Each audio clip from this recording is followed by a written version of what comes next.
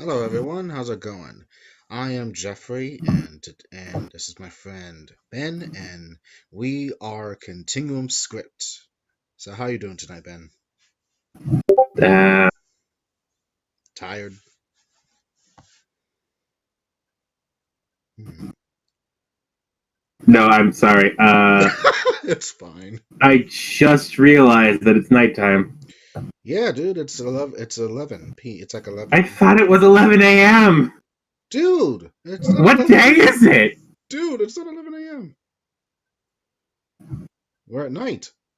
What day is it? It's Tuesday, bro. Oh, okay. I thought I slept through Wednesday. Damn. I thought it was Wednesday morning. No, no, it's not yet, thank goodness. I mean, technically, if it was, I mean, I'd be one step closer to getting my stupid delivery package for Soccer Wars, so I can play that for a couple of for I play that for the month of May, maybe.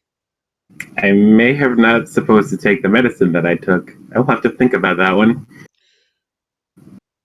You really lost focus with the with the days, huh? Yeah, I thought it was Wednesday morning. No, it's Tuesday night, dude. Whoops. Yeah, whoops. I guess aside from that, I'm doing fine. Hmm.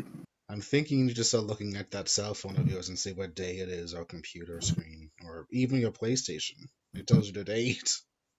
It was 11. I thought it was 11 a.m. 11 p.m. No, yeah, you're right. It's 11 p.m. Technically 11:22 p.m. Yeah. So technically that means that not even technically we are on the same time frame. So it's not like you're like an hour behind me or whatever. Oh yeah, we're in the same time zone. Mm. That's interesting. Sometimes to think about we're all in different spectrums of time. Yes. People in California are like 3.5 hours behind us. So it's like it's like almost like probably like 7:50 or something over there. Yeah, a lot of my friends that I met on the internet playing games live on the West Coast. Yeah. So most of the people that I met on Twitter live roughly in the same time zone with me. Cool, cool, cool, cool. Sam now lives an hour before me. Apparently, Huntsville, Alabama. Oh, I probably should tell people where Sam lives. Somewhere in Alabama is right on the dateline. So they're an hour behind. Yeah, but like barely. Oh, just barely, huh? I mean, like it's still an hour, but like as far as distance goes, they're like apparently right on the dateline. That's geography. I suck at geography, but that sounds Yeah. very interesting. Yes. Mm. I am happy to say or announce, even though they mean the same thing. I'm totally tired too. Uh, our last video about the Beetlejuice thing got like 34 views, and I'm honestly shocked. I did not expect that thing to be our most obscure conversation to get that many views. And yes, it's not 100 views, but it's kind of big for me. So I'll take the little. I don't know. You should always celebrate milestones and stuff. Also, never underestimate theater. I will never underestimate the power of theater again. I I said theater kids, but that'll work too. Oh, okay, because granted, I didn't grow up in the theater. I was just a normal student who just tried to fart around or whatever, just trying to get by and everything. So nothing Me extraordinary. neither, but I've started hanging out with my cousins, and they are theater kids, so the humor is kind of rubbed off. I have to wonder though, when it comes to the theater kids group, do the stereotypes really hold true? Like, are they really like secretly stoners and just so loose with shit? I mean, not my cousins. I mean, I wouldn't They're. want them to, even though secretly they could. Who I mean, I wouldn't mind, but they're too busy. They have so many extracurriculars. It's hard to hang out with them. knows? Eh, I mean, nothing. I shouldn't complain about them. They may listen to this at one point. It's totally cool. I'm not complaining. I'm sorry. if any of Ben's relatives are listening, hello, I'm Jeff. Uh, I hope you're having a good day, people. Yay. Um, Yeah, so that's our strongest video, and I'm actually happy. So I'll take it. Hell yeah. And Unfortunately, I can't think of any other weird niche musicals. I just kind of saw that one, and I'm like, yes. I mean, it doesn't have to strictly be a musical, but if you ever like see like even if it's like a random movie that you like, we can talk about it. We will find our audience in the weird niche holes in the internet. Some of I them could we have, won't want to go in, and they will bite our legs off, but we will still look. yeah, but technically, I thought the anime community would have done something by now, or gaming. But then again, I have the most niche games. I mean, that Thousand Arms video did not do wonders, and I think it's because no one's ever heard of it. Sadly enough. Hmm. Or it could have just been my explanation because I could have just been very hyperactive about it and didn't really properly detail every single thing. But it's hard to talk about or break down a game that's it's kind of straightforward. Are you sure? You went on for a really long time. I did? No, I'm sorry. Oh, dude, I would have thought. I mean, I guess it was a long time, but I really thought that I really thought I kind of butchered it, to be honest. No, no, it was fine. It got me interested in playing the game at some point. Cool, because it's on PlayStation only. It's never been upgraded to be on like PS3 or 4. Yes, PlayStation only. ROMs don't exist. Exactly. Technically, you could play it on a PS2 because PS2s can still play PlayStation games because it has backward compatibility, When that was a thing. which was fun. Yes. And unfortunately, PS5's only backward compatibility will only be with PS4, not PS3 or 2, or sadly, not even 1. Excuse me. It's fine. I guess backward compatibility is less of a given thing than it was back in the day, and it's now more of a thing that means like the architecture of these two consoles is similar. So we're gonna make it so they can play both games. Mm. But it would have been nice to play like my old PlayStation games on a PS5. Yeah. Even 4 at this point. But then again, how would I save the data if I need a memory card? 'Cause that's the problem. On the PS3, it saves it to an internal memory card in the hard drive. Yeah, true. I guess I could have done the same thing, but one of the PlayStation would have done that as well.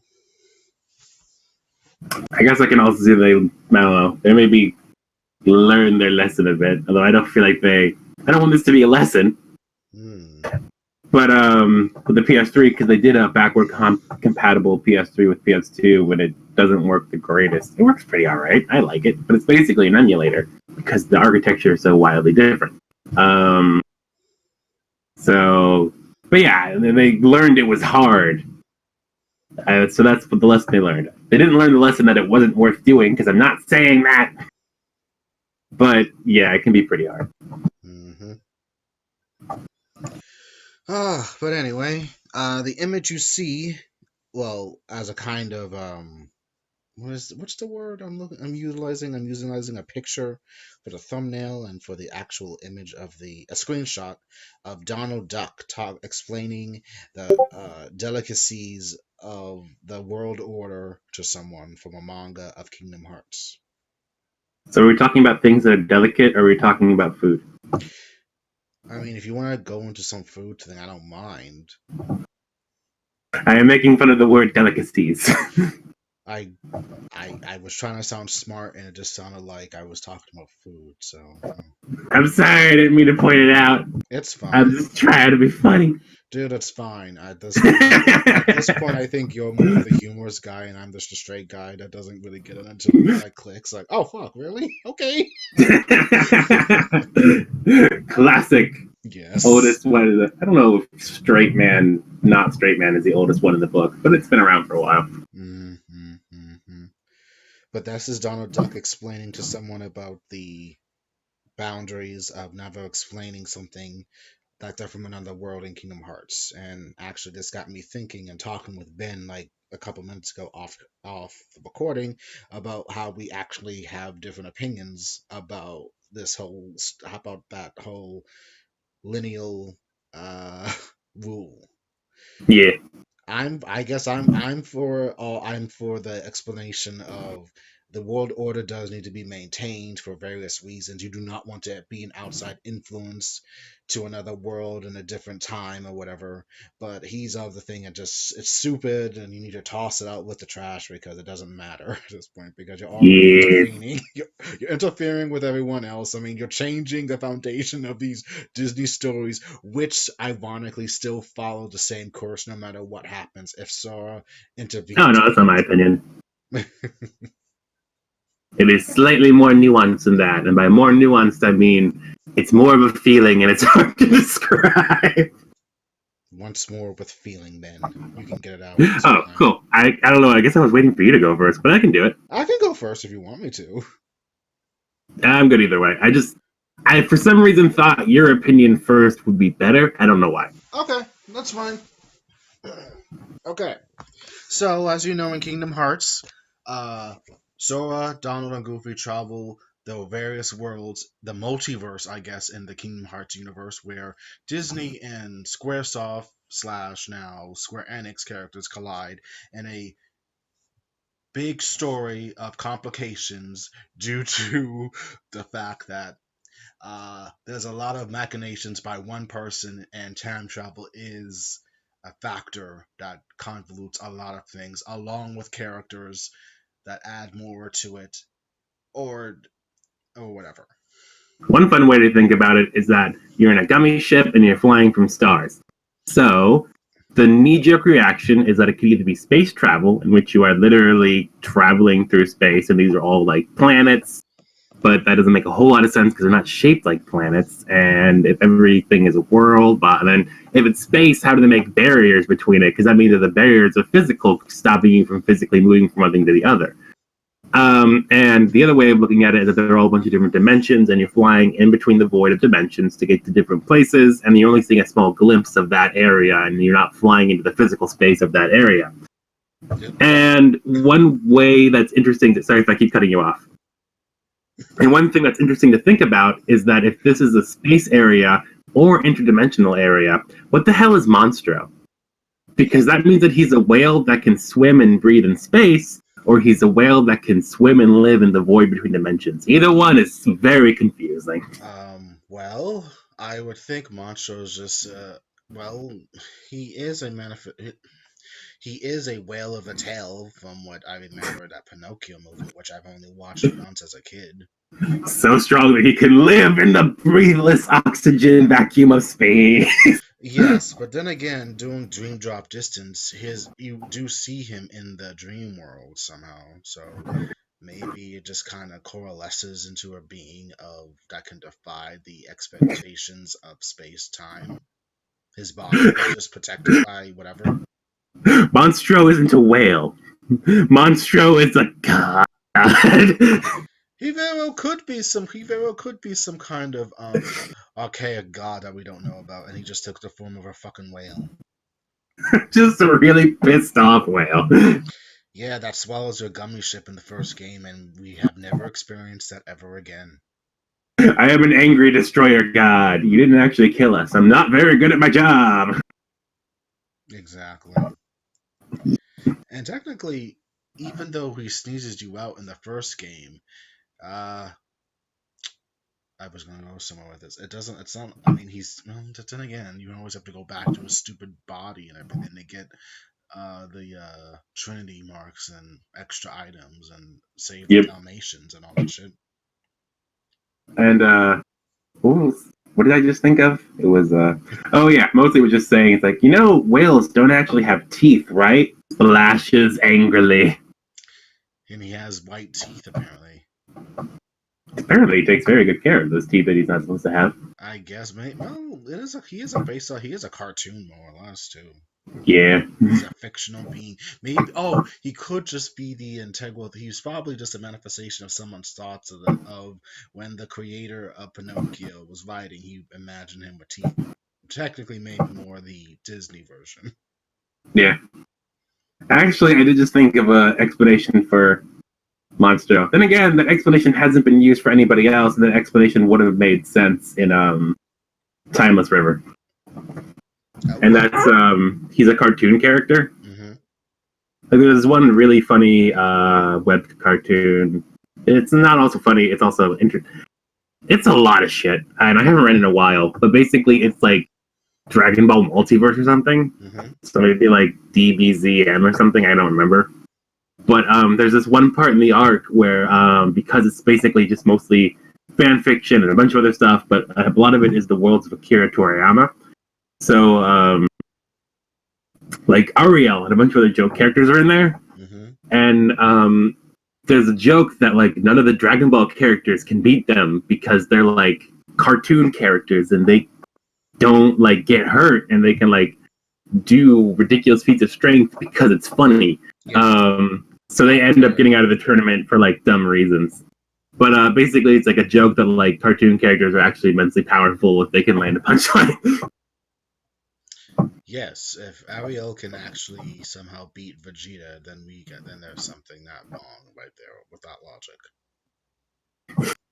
Yeah, because it's cartoon logic from the 1950s. Vegeta actually mentioned something about it in one episode, Dragon Ball Super, and one of those goofy episodes, like a filler or whatever. It was kind of entertaining. Cool. Yeah, to acknowledge the fact that these characters do exist there. Yes. But they bring nothing to the table of like protecting the universe or whatever that shit they do in Dragon Ball, I guess. That would not be funny. Yeah, pretty much. And it all works with Roger Rabbit logic. Could you have done that the whole time? No, only if it was funny. But yeah, the foundation of what Donald says about the world order being maintained is interesting for me because, yes, you are an outsider who comes from a world that might have strong magical energy or something, or science, and they come from Disney Castle, the pinnacle of like all Disneydom, I guess.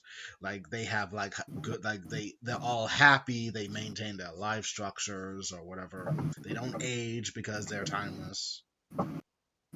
I mean, I swear that Donald could be pushing 100 at this point, but apparently he might be the same age as Mickey, like being like 80 something years old at this point, and still maintain having like a 20 something jive about a 20 something vibe to them, I guess. I do like thinking of like Goofy and Donald as like weirdly ageless, timeless things, and They kind are. of like, man, They can get hurt apparently in this universe when they fight Heartless, but they don't die, more or less. They're it's like, man, you guys are like, you know, lots of stuff. How old are you? Oh, I'm 1,000. I mean, what? It could very well be. We don't age. Then I don't know. Why aren't we what? Smarter? Being smart and stuff is no thing. We're good at life. That doesn't mean we're good at everything. I've learned so much. Pretty much. I mean, Goofy's the wisest out of all the trio, but he's still kind of goofy at times. I mean, he trips on his own feet. Because would it really be life without being goofy? Exactly. And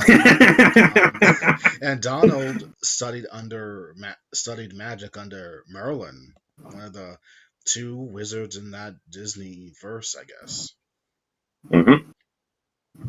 So it's bound to say that it says something that they live timeless lives, and they are like the guardians to Sora, his pretty much his go-to parents, because no one knows what the fuck happened with his mom after her. She's still waiting for him to come to dinner. Yeah, exactly. Where is that boy? Yes. Oh man, how tragic would it have been? Should we bring up that one bit where like Sora's parents forgot about him? Go for it, dude. I'm all for it. I don't know. It's like we should have really said Kingdom Hearts spoilers for all this, but like in Chain of Memories 1.5, Sora's memories get totally destroyed, and they have to be rebuilt from the ground up. But destroying his memories in the first place made everyone who came into contact with him forget about him. So nobody thinks about this except for the people who on like the internet who have thought about this. But that means his parents too. There's like this thing I found. I think it was on Tumblr or not. Is it Tumblr? Yeah, I think it's Tumblr. Where it was just like this text thing And it was basically, it's kind of like, imagine being Sora's parents after the events of Chain of Memories, and it's like Sora's dad, honey, why do we have a room full of children's things? We've never had a kid. Sora's mom, I don't know, but we keep getting report absence notices from a school about a kid we don't have. And then after the events of Kingdom Hearts 2, we forgot about Sora. Where is he? It's been 2 years. Yeah, we missed half of his puberty months and everything. He's like 15 now. Oh, that had to be traumatizing. I mean, yeah, and I guess this is a spoiler for Kingdom Hearts 3, but it's been like a flipping year and a half at this point, so you've been warned. The fact that Sora just technically disappears again by the end of the game is something. So he's pretty much dead, but living in a different universe that could be the world ends with you.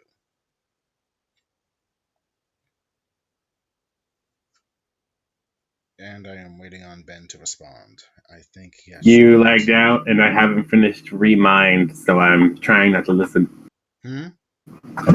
You lagged out, and I haven't finished Remind, so I'm trying not to listen. Oh, I can tell you what I said again.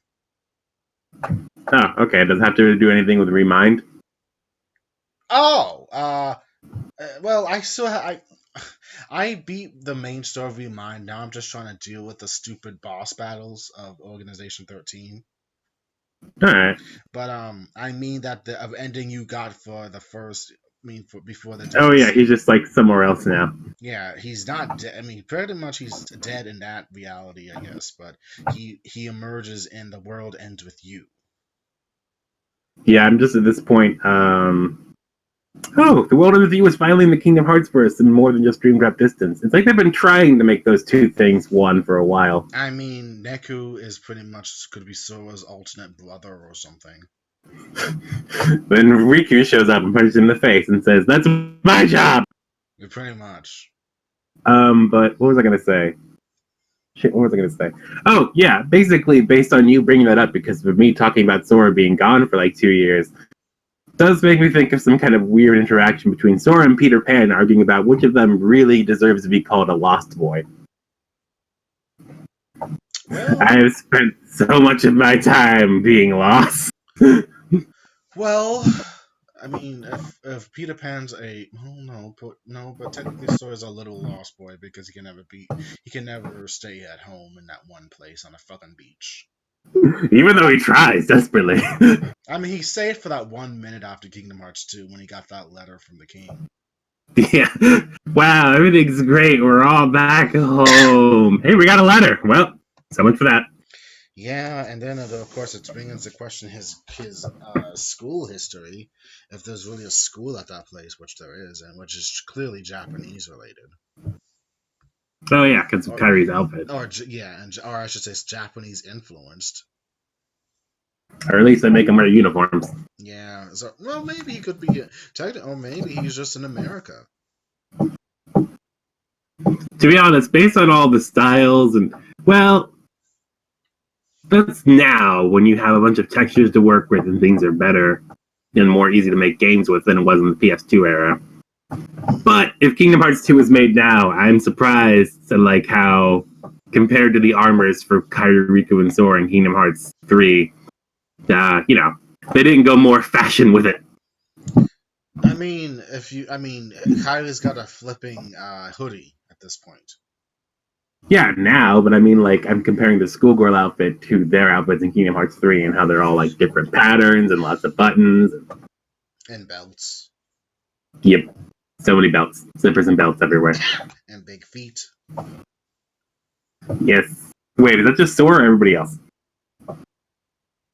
I don't know. I guess when they all have big feet.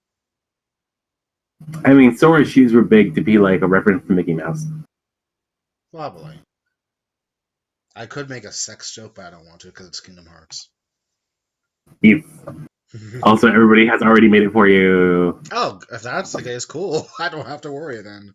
That's the fact that if he has big feet, he probably has a big member for Kairi. But then again, who knows? Sure, Kairi, let's go with that. But I know. Look, I'm aware of the fans. Some fans strictly a Riku, Sora, Axel, Roxas, Hayner, Pence. I'm aware. I do like how it. My whole evolution of that. Should I like? Is this too far off the beaten path? Should we go back to what the hell we were talking about? We are a continuum script. We do Yeah. have possibilities, I guess. To be honest, I feel weird about how I evolved with that because at first I was like Sora X Kyrie, and then just kind of like not Riku, and then eventually I was like, okay, fine, it could be Riku, and now I'm just kind of like, I'm just at this point I'm just kind of like, can it just be Sora X Kyrie X Riku? I mean, they can share. To be honest, it wouldn't be like Kyrie and Riku. Like it wouldn't be like Kyrie X Riku. It would just be like Kyrie and Riku sharing Sora. It's been a long, hard road. Let's just stop questioning this shit. Yeah, pretty much. I mean, they're best friends, and it's the one that connects both of them is Sora. Yes. But back to what we were trying to explain about the foundation of the universe being built around rules. I did think of one more random thing. Go for it. Do you think that Riku and Kyrie would be friends without Sora? I would say they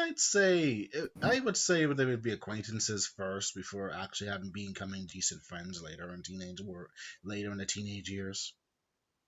Yeah, I guess that makes sense. I guess I probably feel like they wouldn't be as close for some reason without Sora there to constantly be I think it would just be a matter of they just slowly building the blocks and everything of that friendship. Yeah. Riku's distant. Yeah. Kyrie's a tad bit too bossy for a 14-year-old girl, which is not actually. No, I think that's not exactly that far off because 14-year-old females can be bossy. No. Yeah, I guess it would take longer to build a friendship without Sora being there to be like, "What's your favorite color? What do you want to do today? Do you want to build a raft?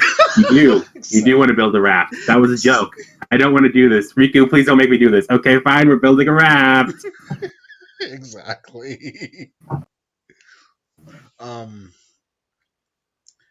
Yeah, I would think it would just be a slow build for those two, and it wouldn't be any kind of romance between them. It would just be it would just strictly be platonic between those two if Sora was not there. Yeah, especially because they both seem really lonely. I mean, Kyrie doesn't because she has Sora and Riku, but she just kind of like meteor fell onto the island one day. So that sounds pretty lonely. And she was taken in by the mayor. Yeah. So she's a flipping star child when you think about it. Yep, she's originally from Radiant Garden, and apparently the only way that you can travel with light magic is to be shot meteor style onto the surface of a different planet, which explains why everybody uses dark magic to travel instead of light magic.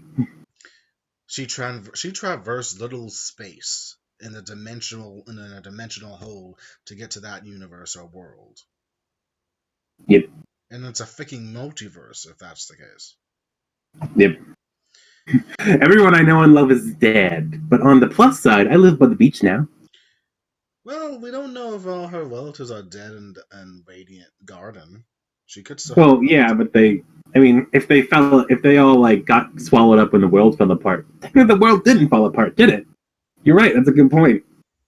I assume that happened because usually when anybody travels dimensions without meaning to, it's because the world got eaten. But in her case, Tull Bastion was still there.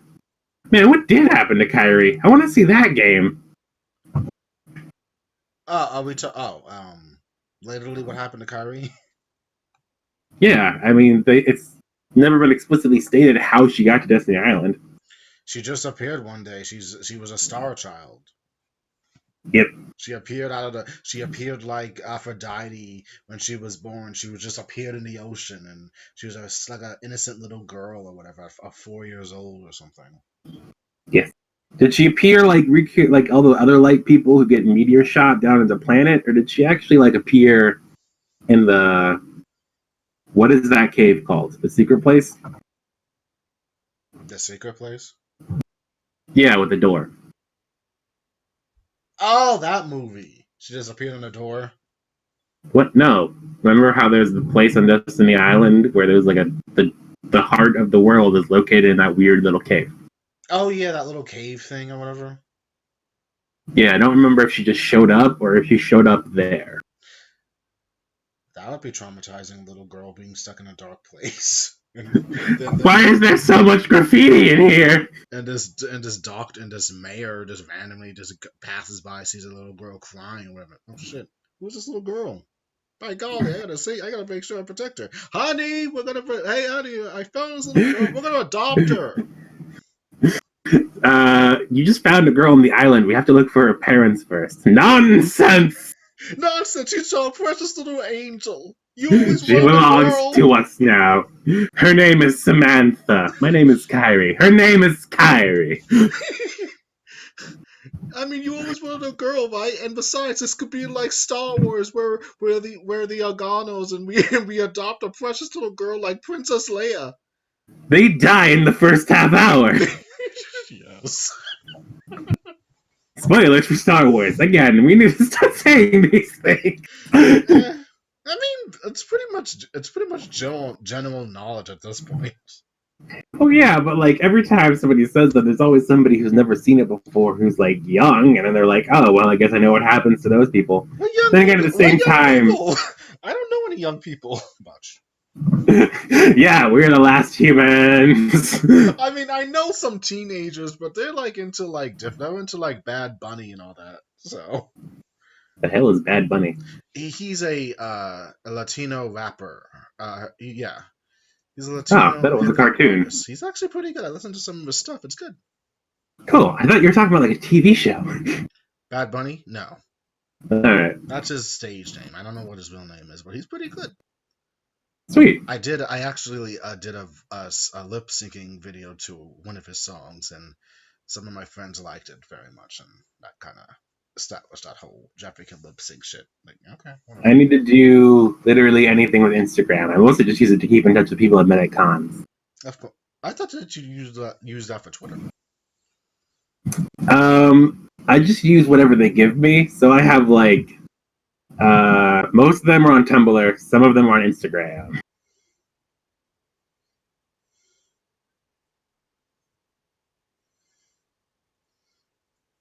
Sorry, I'm responding to someone on Discord.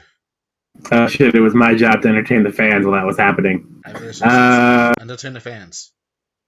What? Entertain the fans for a minute. Ah, crap. What the hell am we even going to talk about? We should be getting on to our thing about explaining the whole world border situation. Which, to be honest, is even more confusing since the whole concept of the borders changes every game. First, all the walls were down. Then the walls were down, but you could travel anyways by finding certain items to unlock pathways. Then in the next game, all those pathways are closed because I don't know. And then you had to do something else. They didn't really explain it in that game. And then in Birth by Sleep, the pathways could be opened by anyone with a keyblade. I don't know. The rules of the foundation of the worlds is up to interpretation at this point. You can't you can take it literally or you can't. I don't know. Basically, if you have a keyblade, you can do whatever the hell you want. It defies logic. It can be a thing of great ruin or great prosperity, or you can just fuck around with it. Most people just fuck around with it. Yeah, it can bring. I'm not sure how Keyblades can bring prosperity to people. When I remember the first game, Triton was like being very fascist or prejudiced against the Keyblade, saying it will bring disaster. Like, I mean, technically, Triton is a Greek god, so I guess you can talk about it because he is. But also, I'm going to keep that in my pocket for my argument against why the world order is stupid. Cool. Okay, my reasons why the world order is interesting or good is because, again, you are someone who comes from like a place of higher technology or whatever, and this is going to be a very short argument, and that trying to keep the balance within worlds is important. You, as much as you want to say all these things could happen, you have to maintain a stance of neutrality that you cannot influence them too much. You have to, unfortunately, you do have to utilize stealth or misinformation. Let them come to the conclusion themselves and learn about these things as they go along, because some civilizations are not the most highest. They could still be in the the early 18th, 19th century or whatever, with villages or whatever. And again, my geography and history very much sucks. So I'm just saying in general, do not at me. I'm aware that I could lose a lot. I could use more of a better grasp on it, but it's not like. But what I'm getting at is this is a like civilizations are built upon time and experience, and if somehow if I were to go there and they see me what I'm wearing, and like say like I'm like a keyblade wielder and I'm somehow in the Beauty and the Beast world where there it's like France and everyone's singing bonjour bonjour and Belle's acting uppity and she just passes people by saying singing I wanted more of a fulfillment life or whatever and like everyone doesn't get her because she's beautiful and proper and like she's more of a princess more in her attitude more than she is in status, but whatever. Oh yeah, I actually remember that one. There was some like comic or something where it's kind of like the people who are like singing at Belle are I don't know, just some comic where like Belle's walking in the frame and the people are just kind of like, oh look, it's that mousy nerd. He's going to come by and sing and insult us again.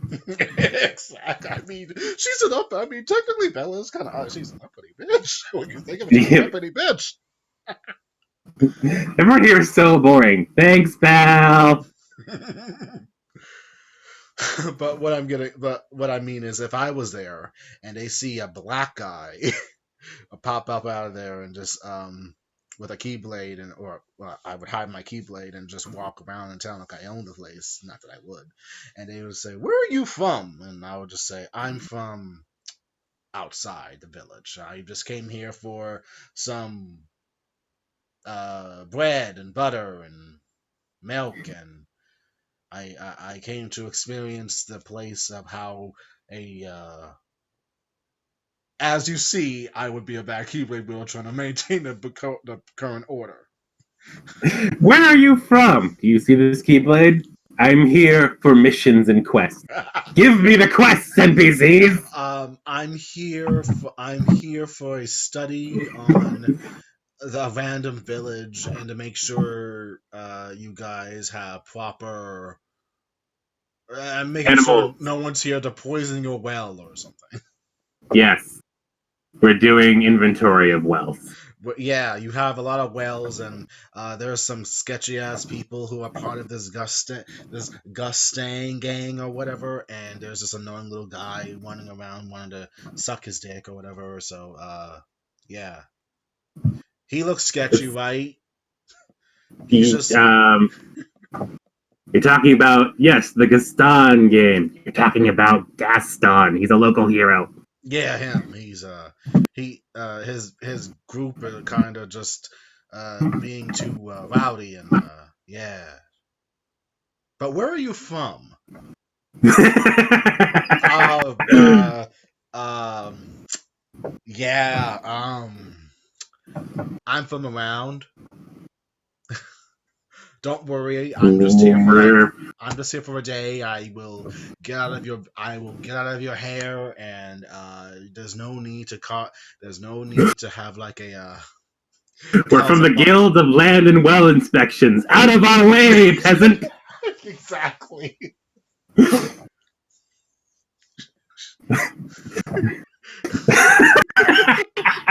Exactly. See, I wouldn't hate the world order bit if they did shit like this. And it's usually just kind of like, I have questions, and it's like, we can't talk to you. But it's like, I have questions. I'm going to give you a bunch of fake answers that still get you what you want. That would be so much better. Like, you have to have like a bit every time. Oh my god. Yeah, but I would try to find answers and like okay, I suck at that, but I'm all for the world order to maintain that they need to learn this stuff on their own. We can't influence them just so they can.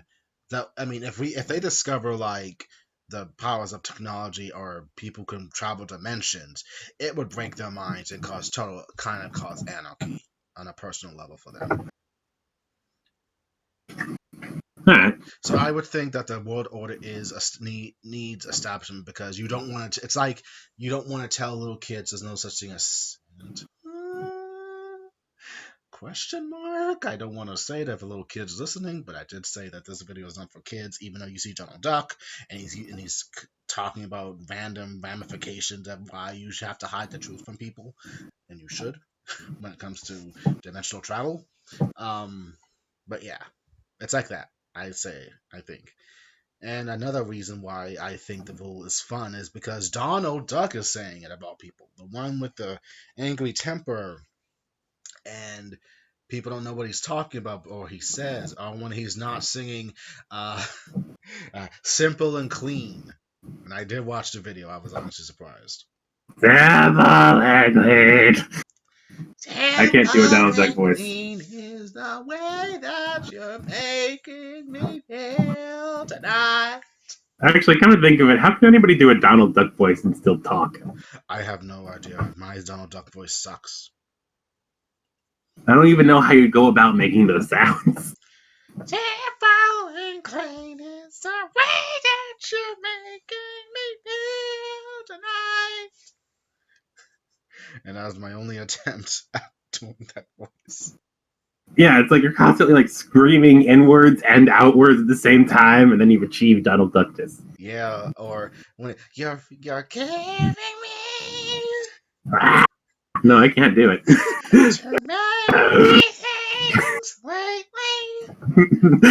This section of Continuum Shifts, we spent 5 minutes trying to workshop a Donald Duck voice. I just remember this. I Simple. Oh my god, I can't believe I'm doing that and people want to hear this shit. Oh fuck. God, I have no idea. I mean, I'm not an impressionist, but still. Exactly. But I usually sound a tad bit more better than what I just declared or whatever. But that was my Donald Duck impression. But yeah, and it's coming from Donald Duck. Of all characters and all people, he's the one talking about it, about the world order.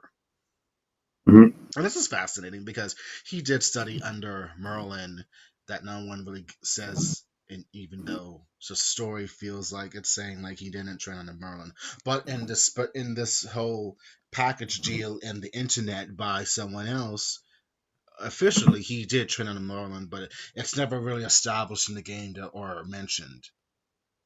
But it's just referenced in a book. How does that work? Don't worry about it. But I want to worry about it. It's Donald Duck.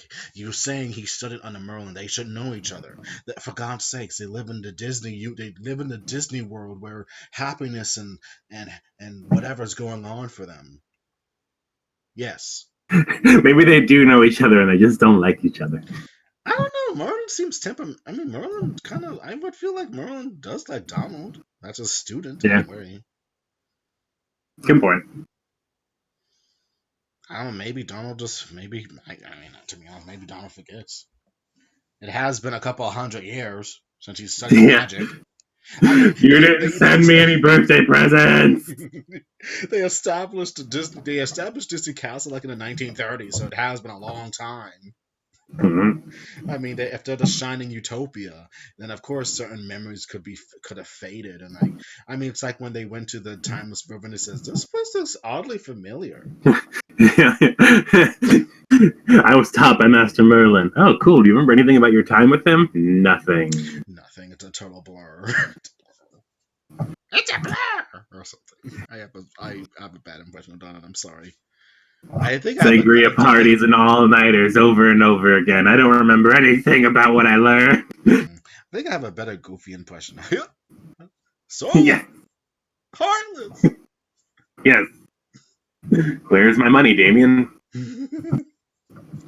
But yeah, I stand by that the world order is interesting, but it is annoying that they bring it up again in the third one, and the second one they just totally threw that shit outside. They just threw that shit out the window. That is a plot hole, which is oddly very jarring for me. Like, you established the rules, you threw it out in Kingdom Hearts 2 for edgelord shit by some damn intern, which I stand by. His name is Tim and everything. the Yeah, intern in Japan. He wrote this shit, and he's the one that wanted skateboards and cipher and gangs. Totally yeah. genius, man. You know, And then they bring, and then miraculously, after two spin-offs, they bring back the World Order in the third game, and yet it still goes out the window because it doesn't really matter. But I'm for the World Order, despite them trying to rehash it. And I'll let Ben yeah. and then okay, Ben, you can discuss your thing on your side, I guess. Here, I might counterpoint. Um, like I said, it's more of a feeling, so it's hard to put into words. But like, there are things that like, 1 second. Excuse me. Excuse me again. There are things that like Jay said during his thing that actually kind of made me think of other things. Mostly like, again, these are more feelings. How do I say these things? Just go with your heart. We're talking about Kingdom Hearts. Okay. Basically, I also kind of get upset by the trope of like, you can't talk to the natives and like sci-fi and stuff. It's kind of like they couldn't handle the information. I'm like, what are they going to do? Are their heads going to explode? And like, yeah, I think that's actually kind of a stupid thing to think. Because like, again, this thing with Santa and stuff, it's like, if somebody isn't mentally prepared to take the information, they're not going to freak out. They're not going to turn evil. And they're not going to turn psychotic. They're just going to say you're wrong. They're just going to be like, that's not true. And you're like, yeah, you're right. I'm full of shit. I'm sorry. I shouldn't have said that. So I don't think it's like as nearly as catastrophic as people try and like make it out to be. I don't think it would like upturn civilization. I think it would just be like this thing. Like if you try to like use all of your like technological, magical, and knowledge advances against other people, yeah, that's bad. But like, of course it's bad. It's really obvious. That's not necessarily even what the rule is talking about. The rule is basically saying never mention it ever, period. And I'm just kind of like, I don't think it's a big a deal as you think it is. And like, I'm going to actually just say the entire flip side. What if you do tell somebody about it and then they learn about technology and they learn about the world order and they learn that they can go to different worlds and it makes everything better? Why is that so alien a thing to think? I just don't understand how like sharing ideas is such a bad thing. Because the art of knowledge is a double-edged sword like anything else. And besides, Yeah, like anything else. So, like you don't trust someone you don't know with literally anything. How are you ever gonna make friends? That's exactly what the series is about. That's why Sora didn't make any friends in Kingdom Hearts 3. He didn't talk to anybody. They made friends with Woody and Buzz. Well, yeah, but they had to tell them about the world order because they were already stuck in a different dimension. Technically, they're toys, so no one's really going to believe them.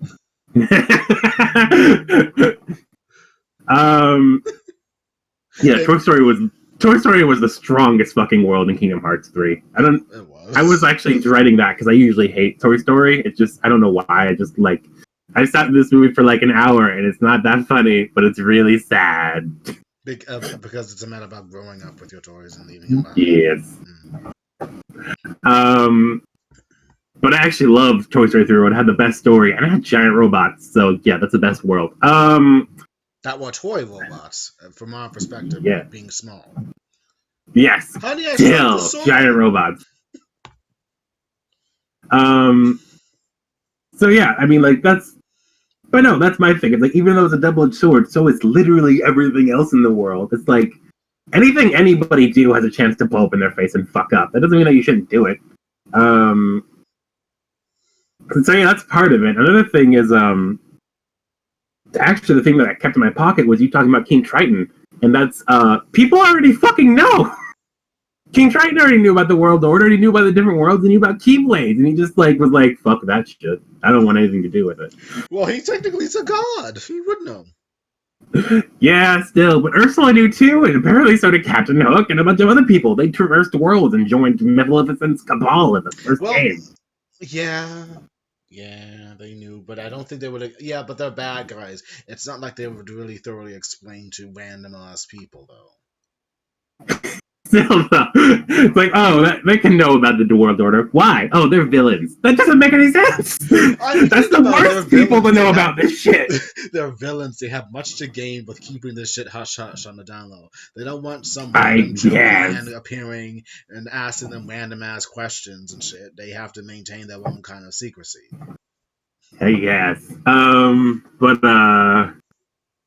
So yeah, and also people keep going through dimension all the time. Beast did it through sheer force of will, and Monster does it because he's a giant fucking whale. But I have like other feelings about this that I can't put into words, but there is actually one thing about this that I find pretty damning. Okay. That is actually why the rule is pretty bad. And I'm sure that I've said that I'm like, I have the answer, and now this is why it's bad. People will be like, no, you're wrong. And I don't like arguing. Okay. So I'm not going to say this is that. I'm not saying that I'm saying that. I'm just saying that I think this is a really good point. And that's, it made more sense in Kingdom Hearts 1 when the Heartless were a temporary problem. Where, like, the idea was sealing the keyholes would fix it. But throughout 2 and 3, we've learned that's not the case at all. The Heartless will persist. And one of the problems with the rule is you're not supposed to tell anybody about all the monsters and Heartless and Nobodies and stuff. But the Heartless will show up on worlds whether you're there or not. So you're just not telling people how the monsters work, and then they have a disadvantage for dealing with a problem that they are literally facing right now. Never thought about that. Yes. The only thing that, like, I guess somebody could say that the Heartless don't actually show up en masse unless there's a Keyblader to attack or unless the organization is making them, which you could argue could be true, but I don't know that for sure. But I feel like Heartless happen on worlds whether or not Sora is there or any other Keyblader is there. So, especially if there's something good to eat, like a Princess of Heart. So, they're going to keep showing up places. Yes. So it's just kind of like, we can't tell you about the Heartless. It's like, why? We're literally being attacked by them right now. They're not going to go away when you leave. Well, a random answer could be it was Kingdom Hearts 1. We don't know what we wanted and everything, and we just pulled these rules out of our ass before retconning. Throughout the entire series. It's like, oh, that was when, like, it's Kingdom Hearts 2 now. We're still doing the World Order thing. It's like, actually, it doesn't make a whole lot of sense now because, like, Heartless are a thing. They're not going to go away. So I guess we shouldn't do that. And then it's like Kingdom Hearts 3. It's like, should we do the World Order thing? It's like, maybe we should do the World Order thing. Well, to give you another thorough explanation, and I'm going to quote the image right now, the screen cap by Donald. Every world is defined by its particular boundaries, within which some understanding of realities emerges as truth. Two truths cannot coexist, and so from the introduction of foreign bodies, us, automating that, is conflict and chaos spawned. That's why we limit our involvement in local affairs. That is a bunch of bullshit. I mean, nothing. What a load of fucking bullshit. There can only be one truth at any given time. People believe a bunch of different shit. True. Shit, I fucking hate this. I mean, nothing. I fucking hate it. Oh, man. Ben's having he's having a Boston Rage moment. It's funny. Yeah. I mean, of course it comes from my point of view where I, like, don't necessarily believe in, like, absolute truths unless they're, like, very simple. Like Full Metal Alchemist. Yeah, that pisses me off too. So it's like, this is absolutely the case 100% of the time. I'm like, go fuck yourself. It's like, if somebody knew that we thought differently than them, they'd be pissed. I'm like, yeah, that's fucking life, man. If you're afraid of it, you'll never do anything like me. Don't do that. Oh, man. Like, again, I don't have any, like, good words or good arguments. I just have these feelings. And they're very good feelings. You pretty much Sashomaru'd my answer to what I liked in World Order rule and everything. I'm sorry. You're allowed to have your own opinion too, though. It's still valid. It's fine. I like it. It's Okay. entertaining. All right. I don't know. I just don't like the idea of like forcing anyone to have my opinion because people do that to me a lot, and I fucking hate those guys. Yeah, you do have. So I don't want to be what I hate. But yeah, so I'm pro world order for various reasons because it sounds pretty and everything, and some information must be withheld depending on the situation, which I've actually reflected in my normal life. Sometimes I do withhold information because it could be damaging to me or other Oh yeah, that things. that definitely makes sense. Also, because of what you said about it, I like it more. I feel Mhm. like I like it more if they did more with it, like something clever instead of just making it like a blanket rule. Like that whole skit we did when it was like, "We're well inspectors." That was funny. I wish they'd do stuff Yeah. like that, or like watch Burn Notice where they have to do shit like that all the time. Hmm. Like watching them do deceptions and like social engineering on Burn Notice was fucking amazing. That was like a great part of the show. Cool. They don't do that with the World Order and Kingdom Hearts. They just kind of like, we can't say anything. Well, then again, it is Kingdom Hearts, and I mean, technically, it is Kingdom Hearts. Yeah. It's Kingdom Hearts. I don't think it was ever meant to be deep until the other games and branched off and shit. Yeah. Actually, it's kind of funny because, like, well, it's Kingdom Hearts, and I'm like, so what does that mean? And it's like, it means a lot of shit, really. Because, like, at first it sounds like it's going to be like, it's Kingdom Hearts, the writing isn't supposed to be that good. I'm like, actually, no, wait, the writing is amazing. But the writing isn't always amazing, but it's blah, blah, blah. Yeah, Kingdom Hearts is a lot of shit. It's become an Ouroboros at this point. Yeah, it's eating its own face. It's eating its own tail and face, unfortunately. At the same time. It's a continuum shift, as it were. Yeah, anything could happen with Kingdom Hearts at this point. The possibilities are endless. Yes, as much as is the fan rage / fan love. I guess I never really pay attention to the fan rage because when I hear it, I think they're just being whiny asshole kids. But Yeah, I can see a point if someone articulates it in a way that's like responsible, like, oh, okay. yeah. But also you can see the fan love because like I saw this one YouTube video of like a bunch of people getting interviewed at Disney World to send like to the developers and to see the worldwide effect of Kingdom Hearts. It was pretty cool. Yeah, that's cool. Yeah, Even though Kingdom Hearts does have good themes of friendship and I guess even love, depending more platonic and familial love than actual romance, because it's not like Sora has said to Kari, "I love you." yeah. He just gave her some funny looks and then died. Yeah. Damn you, Kingdom Hearts 3. But technically, Axel or Leah has come close with Roxas, though. To be honest, I feel like even if he doesn't romantically love Roxas, I feel like he loves Roxas and Shion more than that. Shion is just she is a oh my gosh, her presence is not needed. Yeah, she was like, I don't know. I thought she was really cool in 365 over 1.5 days.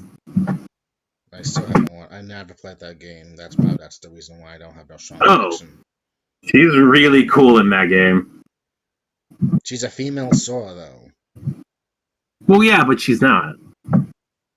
She's a nobody. She doesn't act like Sora. Because she's a girl. Okay, that's another thing that we disagree on. Oh, okay. But yeah, no, she's kind of her own person. She's like, I think she's specifically Sora's memories of Kairi, which is why she kind of looks like Kairi. Ew. Okay. So she doesn't actually act like Sora. Hmm. But yeah, it's interesting. It's interesting, and So I can't tell you without like she's spoiling Kairi mixed with Naminé, then. it. Kinda, yeah. So her existence is a foreign body and the foundation of the world because she shouldn't exist because Naminé's in her own replica body now. Oh yeah, no, that's definitely a thing. Actually, wait, you didn't play the game? What game? You didn't play 365 Days? I never got it. I never played it because I never had it like a Then wait, why did DS. you think that that one picture that I sent you was funny? What picture? The picture that's a blank piece of paper that says I drew Nam Shion from memory. Oh, I kind of got the joke because no one's supposed to remember Shion. Yeah, like she is a foreign body to the point where she eventually sacrifices herself, and after she's done sacrificing herself, no one remembers she exists except for Roxas, and even he forgets for like half a second. But then he like forces himself to remember, and he goes fucking apeshit. It's the best. Huh? Like the climax of that game was the fucking coolest. Really? It like emotionally affected me, and Sam had already played through it. He's like, "Oh, I remember this," and I'm like, "Fuck you, Sam." Saying that to your own cousin. Yes. To be honest, the same thing happens to me and Ellie every time we fucking play the game. I remember this happening. Fuck you, Ben. At the same time, though, I'm like, I can see how I kind of try and rub it in, but I mostly try and rub it in to be like, I don't know. Usually because I'm like, it seems like I'm trying to rub it in because I'm trying to hide it. Because I am trying to hide it. I don't want to spoil it. So I'm always a little bit. Okay. So I'm always a little bit gleeful whenever she's like really upset about something that happens in the game because it's like I did my job. I didn't spoil that this would happen. She had no idea, and I totally thought that I let it slip at least 5 times. Ben. Yes. You do realize you proven my point about the whole world border thing and not telling someone certain information that will drive them nuts. You can't prove my point. I'm not saying that's wrong. I'm just saying that thinking that's what you should do 100% of the time is wrong. There's a time and place for that shit, and it's not when country goers are getting mauled to death by Harkness. Well, maybe it's also because Keyblade builders are not gods. They're human. They have human wills. They're like the Jedi, unfortunately, and their asses need to be wiped out, to be honest. They got too arrogant for my taste. I watched the entire Clone Wars and I got it now. It puts Revenge of the Sith in better perspective, and I have to say that shit couldn't have come fast enough. You let some Wait, are you talking about the Keyblade wielders too? Well, they're not that's why I'm laughing. It's less shocking to say that the Jedi need to be wiped out. Those guys were like fucking baby snatchers. They were evil. But say that like the Keyblade wielders need to be wiped out. That's like a handful of 5 teenagers that you think have too much power and need to die. I'm not saying that. It's just that I'm not saying that, but the Keyblade wielders being like only teenagers and everything, that's like so like middle school syndrome. Like they are the hope of the world and foundation to keep the balance. And that here is Terra and Aqua, 2 people who are like 19 and 20, and they're out of their middle school phase and they're maintaining the order, and along with the 2 other adults who are assholes in another way because whatever. Except for Mickey. Mickey does what he wants. He's a kid at heart. Except for Mickey. Mickey does what he wants. He's a kid at heart. Well, he's a king. He can do whatever the fuck he wants. He He makes $1 million in our reality or whatever, so he can do whatever the fuck he wants. I don't care. Yep. You can't control the mouse. Of course I can do anything I want. Nice. Thank you. I run this bitch. But no, I disagree that I proved your point. But I will admit that I thought that the world border thing had merit the whole time. And by admit, I mean point out that I was saying that the whole time.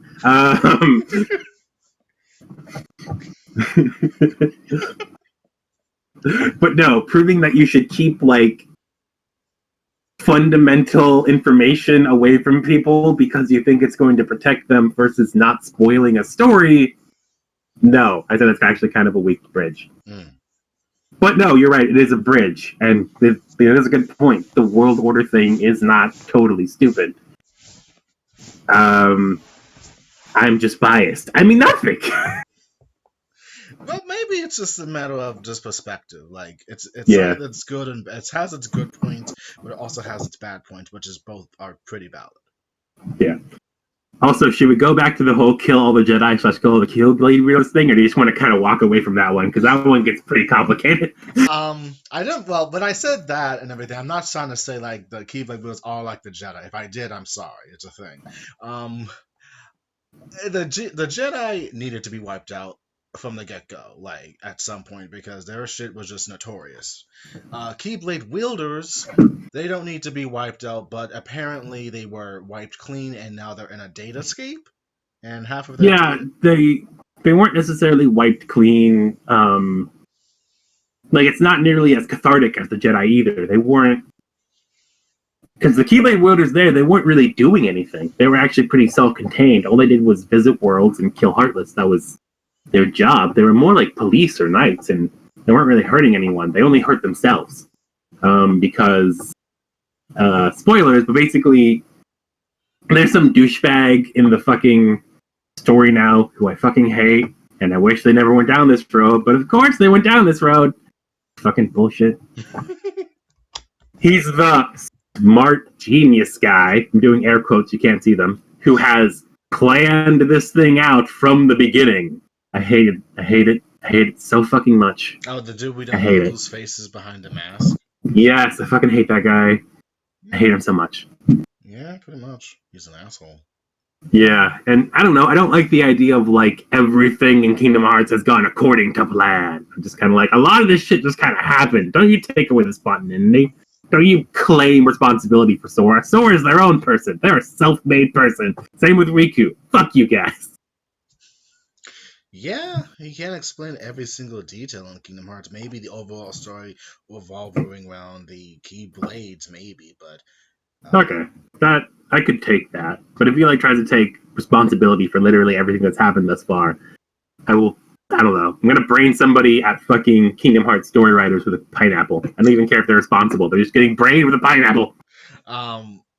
Well, it's the point of arrogance and conceitedness that you would claim every little thing has gone according to plan. Maybe in the overview of things and hindsight, but not every little detail. You can't explain some of the Disney characters, or you can't even thoroughly explain something like along the lines of like, I don't know.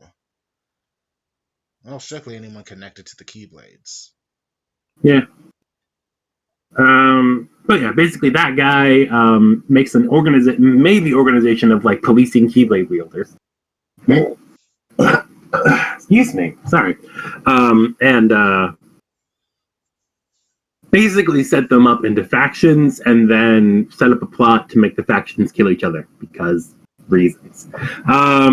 So that happens, yes. And the Keyblade just basically wholesale slaughter each other. Like they didn't even hurt anyone; they've only hurt themselves. And all the Keyblades are in the Keyblade graveyard with no one to wield them for all eternity. Yes, and what happened? Basically, who showed up? All right, basically a small group of anywhere from 3 to 8 billion people, because we don't know if the what's it called? We don't know if the Kingdom Hearts X protagonist is meant to be a singular person, or if the Kingdom Hearts protagonist is literally everybody who's ever played Kingdom Hearts X, which would be kind of cool. He's you, or not, and me, and us. Yeah, and or she, or they, or whatever. Yeah. And basically, it's the Kingdom Hearts X protagonist or protagonists. What's his fucking name? Ephemer, and what's her name? I want to call her Snide because I literally don't remember what her name is. But those 3 people figure it out. Ephemer figured out the fastest, and then instead of telling anybody, he just like disappears, leaving you and the girl whose name starts with an S to figure it out. And then you guys both figure it out. So the girl with the black hair goes and looks for Ephemer while you try and think about how you're going to deal with this. You can run away with the dandelions. You can go look for Ephemer. But for whatever reason, your spiky hair protagonist ass decides you're gonna go to the Keyblade War and stop it yourself, single-handedly. I'm gonna be This a doesn't go martyr for well. I'm gonna be a martyr for my friends. Yeah, this doesn't go well, and you die horribly. But at the last second, Ephemer shows up with the girl with black hair, and they save you by taking you to a data escape along with everybody else who's ever played the game. And some of the NPCs who are also still alive on the battlefield. That's what happened to all the original Keyblade wielders. It wasn't anything that they did. Yeah, somewhere.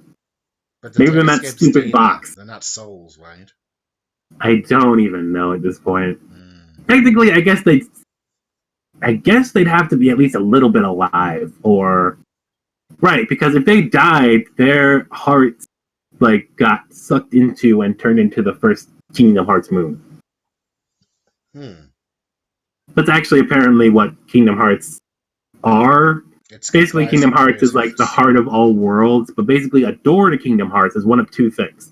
It's either a literal door, which means it was made up of the hearts of worlds, or the worlds decided to help you and make you a door. That's happened twice.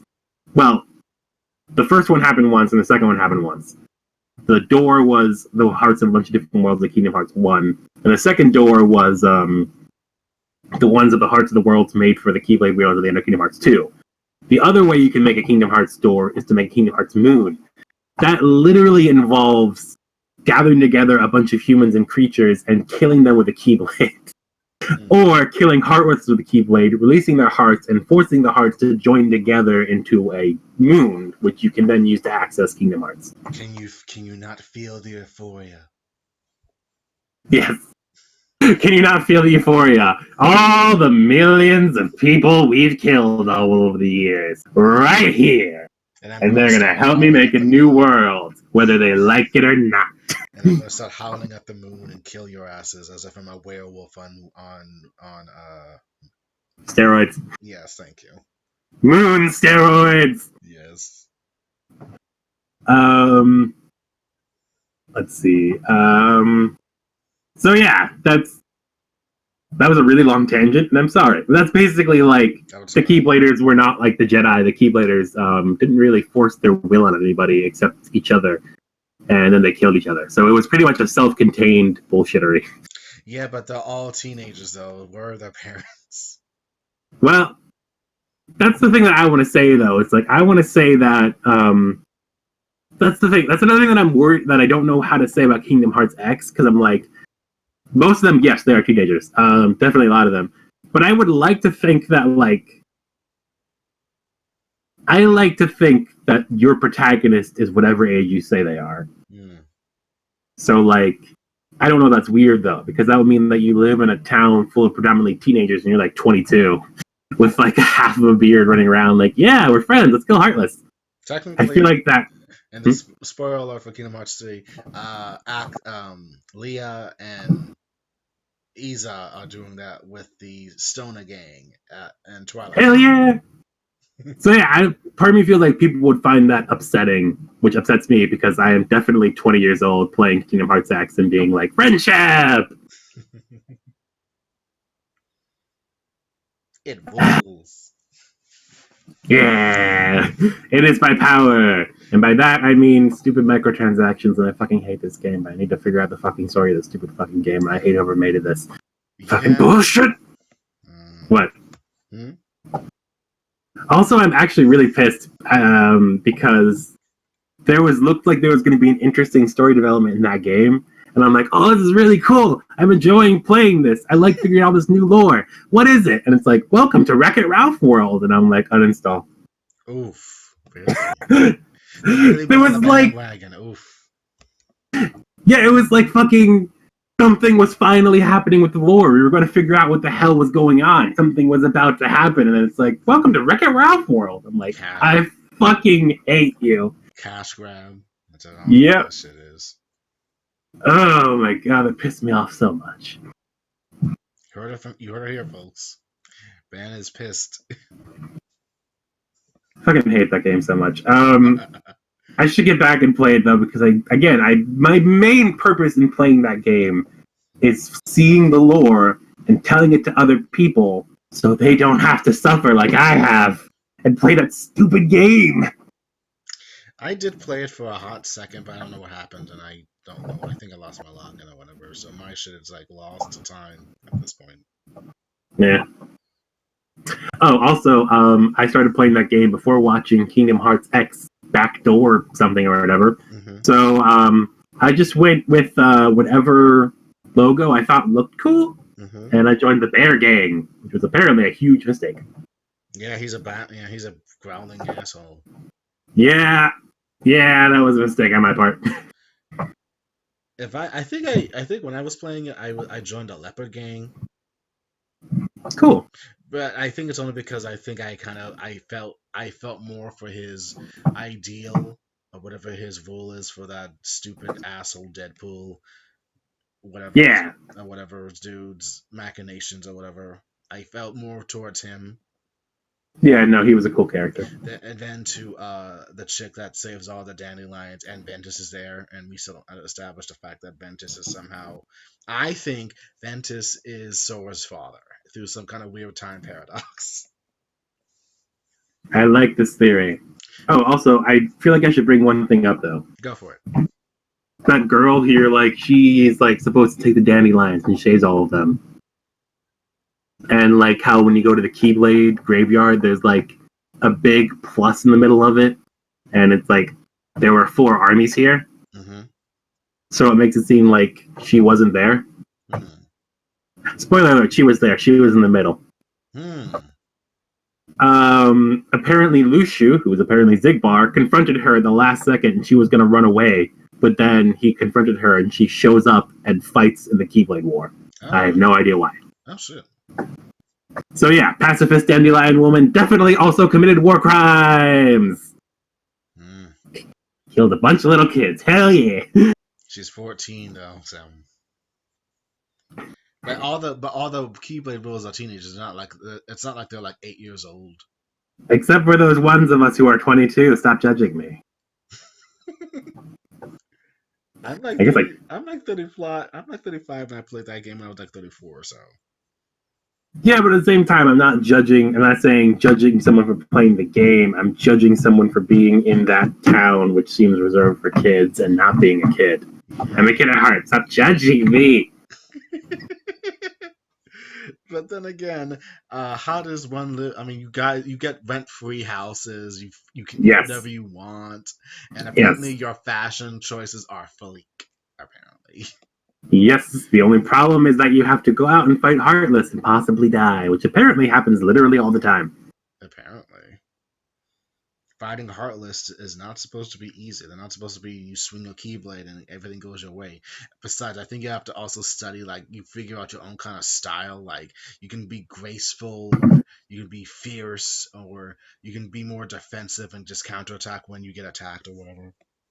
That's not how the game works at all, but I really wish it works that really way. That would be awesome. If Kingdom Hearts was in the real world, that's how it would be established. You develop your own style with it or whatever. That would be freaking amazing. I'd love that. Yes. You're welcome. Take note, Squaresoft. You really should hire an company because it's awesome. Yes.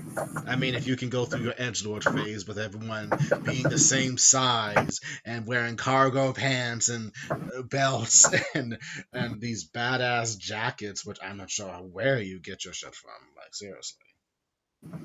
Yes. It's awesome. That's why I say it's fleek. Hey.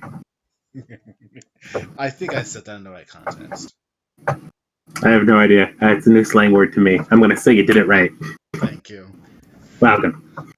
Oh, and I guess we could have said that you, Ben, were going to start spilling the tea. Spilling the tea? What? Apparently that's the new slang thing kids are saying nowadays about telling truth. Yes, telling truth. Wait, what are you talking about still? I don't get it. Tell some truth to you, so I'm about to spill the tea. It sounds stupid, and it is. So I'm not going to try to let that be in my vocabulary. But what was I going to spill tea about? You just did. Oh, cool. Nice. but then again, I say words like I do say the occasional "this slaps." Yes, I'm fucking old. that's rad. Totally, man. Totally. I like that line from Princess Jellyfish. Like, I don't know, it was with the English dub, and basically, I think like the voice actor was just saying some things to make the lip flaps work. Yeah. There's there's this one scene where she's looking at the window so they can say whatever the hell they want, and she's like on the phone with someone, and she just kind of like, my slang is dated. The 80s. Let a crack like that, and you'll be working back in the mail department. I'm sick.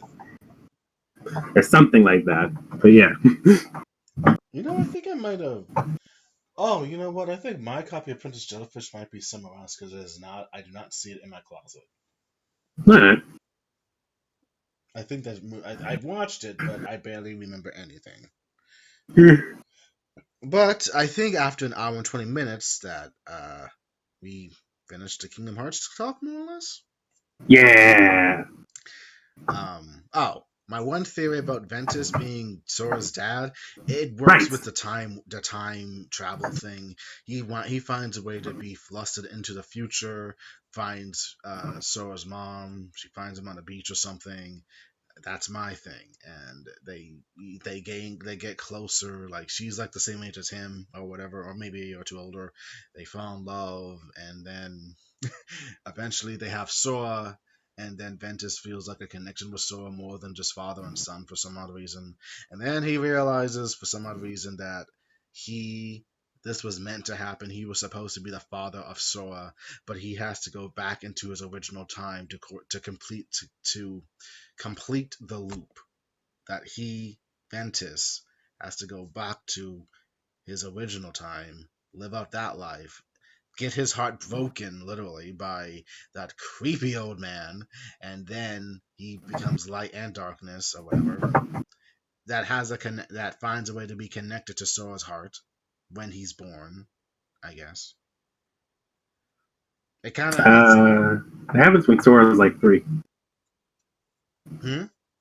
It happens when Sora's like 3 or 4 or 5. Yeah, but I read it in the wiki page that said like before Sora was born, Ventus somehow connected to his heart when he was born too. That's confusing. I know. That's why I said that's why my theory kind of confirms like maybe he is Sora's father because he had that connection to him before anything happened. That's why he's connected to Sora when he was born. And your theory gains more salt with the Ventus is part of the Datascape 5 rulers of the Keyblades bullshit. Well, technically, before he is thrusted into the Datascape, his body or whatever is thrusted into the future. That happens, what I just said, and he finds a way to say he has to complete the loop and finds a way to go back to his original time before he went to the future, and he's put into his Datascape and all that shit happens or whatever. Yep. That's just my theory. That's my theory, how Ventus is the father of Sora, and Sora doesn't apparently have a father in his life, and only has a mom. You're adopted. That still means that I had to have had parents, Mom. It's complicated. I mean, he was a time traveler. I was a 15-year-old. I was a 16-year-old girl, and you've seen that movie before, right? Before I fell in love with him, it's a thing. You fell in love with your foster brother? Well, so you fell in love with your foster sister. Don't you judge me? Exactly. If it's any consolation, you're gonna have two lovers. You're gonna find the woman you love, but also love your best friend, and they're gonna share you. So it's a thing. What are you talking about? Oh, never mind. Cookies. How do you know so many things about my life, Mom? I'm 10. Cookies it is. Oh, cookie. Anyone want cookies? Here, Kyrie, Riku, hi. Mom, stop shipping me with my friends. It's weird. Just accept this, so it's going to happen. Mom! Besides the fact that you're going to have two dads later, I mean, there'll be a better influence to you than I am. Yeah, two dads. Right. Who are they going to be? A dog and a chicken? I mean, a duck? Mom, are What? you okay? Honey, just Is give there a gas leak in here? honey, just give me a glass of wine, please. That's all I need. Mommy needs a nightcap. Exactly. Oh yeah, time travel's a bitch. Your time traveling dad told me all of this stuff. Mom, Dad left us to get a pack of cigarettes 6 years ago. He never came back. Exactly. But I think with that ending segment, that's the episode for continuum scripts. Yeah. I hope you enjoyed our view sets, or trying to explain the foundation of why we like said things, of what our opinions are, and it's only an opinion for a Yeah. fictional game, which is very fun for us. Though we are Kingdom Hearts fans at the end of the day, and we do Yes. enjoy this series as much as there are many inconsistencies that are questionable at times. The existence of Kingstagram, for example. Or the fact that how does Donald have like a powerful spell that he only utilized only once that took away all his energy, and I thought he died for a hot second, and technically they did. And It was convenient. yes. Donald, how did you learn that? I went into the hyperbolic time chamber with Axel and Kyrie, but you were here the whole time. Stop asking questions, Sora. Sorry. Yeah. And technically, Kyrie should, and I stand by Kyrie, and I actually am taking this from a friend. We had a discussion that Merlin sucks at training Keyblade wielders, and then afterwards, she should have been trained by Aqua, who is a Keyblade master. Yeah. Or she should have been like thrown into a bunch of Heartless. Learned the hard way, like Riku and Sora. But she's a princess of heart. She needs to be protected, etc., etc., etc. I don't know. For some reason, I got like super triggered in Dream Drop Distance, where like Yen said was like, all of your training so far has been self-taught and is thusly inferior. I'm like, fuck you, old man. He's pretty. Do you know how many world-ending threats I've killed? I saved the world 1,000 times over more than you. There is so much blood on my hand. You do realize my name spelled backwards is Disney, right? I don't even know what that is. Do I look like a kid who watched Disney movies? If I did, I'd have known what half of the plots for what was going to happen would be, but I was clueless. Pretty. Riku had to tell me afterward. Yeah. Technically, that shit with Tarzan. It was only once, but sure. Yep. God, that was so edgelord, though, being in the Tarzan world. Yes. They really hyped up that world. Yeah. Oh, I get it. He's saying heart. Are you sure? I think he's having a stroke. The one time you see a tsundere, Donald, and Sora arguing over something. You and I are so awfully different. And one more thing. I do miss the Dalmatian puppies. They were cute. I really do miss them. I feel like they need to have like their own world so Sora can just visit the pups to see how they're doing, and they all just come to him. You have grown up. Do you have more gummy parts for me? No, we have no more gummy parts for you, Sora. You can talk! Yeah. And technically, I think that Freckles, the one that was following you around in that one part of the house in the first game, I think that's like Sora's destined puppy to have. I will own you. Yes, because he just follows you around all cute, like, oh, Freckles, no, I want to keep you. Can we keep him on the gummy ship, Donald? No. He is my pet now. He's my pet. No, he's not.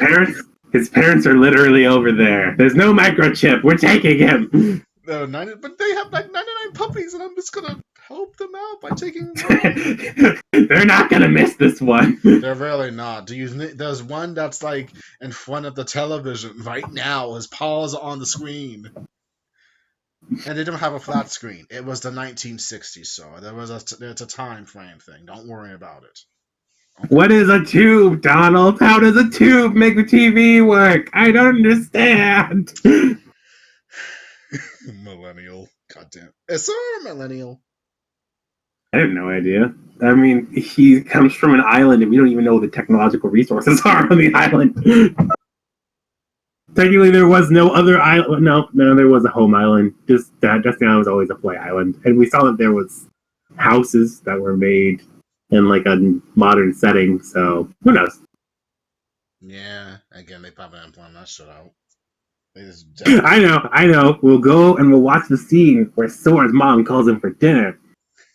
And we'll see if there are any game consoles in Sora's room, and we will extrapolate the age based on the look of those game consoles. It could be the SNES era. I could have sworn there was just blocks and a wooden sword.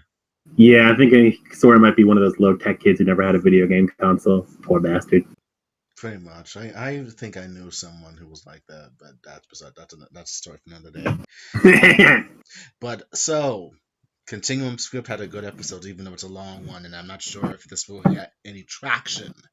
But I'll try to name the episode as interesting as I can, and we'll leave that there.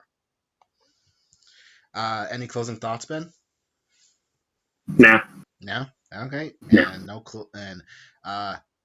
closing thoughts from me. So I am Jeff, and this has been, and we will see you later. Later. Hi.